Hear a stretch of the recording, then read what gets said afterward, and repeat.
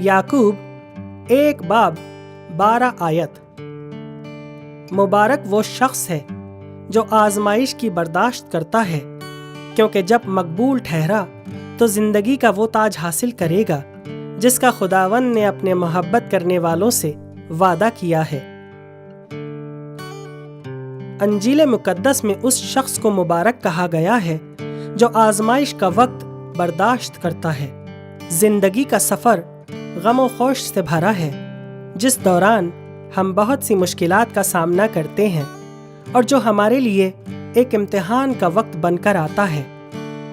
खुदा हमारे ईमान को परखने के लिए हम पर ये इम्तिहान का वक्त भेजता है, ये जानने के लिए कि हम कितने वफादार हैं उसके साथ। और जो शख्स आजमाइश के वक्त में भी खुदा को नहीं छोड़ता, उसके नाम को मुबारक कहता है, वो आसमान की बादशाही में दाखिल होगा। और जान लीजिए कि आजमाइश भी खुदा सिर्फ उन पर ही भेजता है जिन्हें वो प्यार करता है और उन्हें अपने कामों के लिए चुनता है।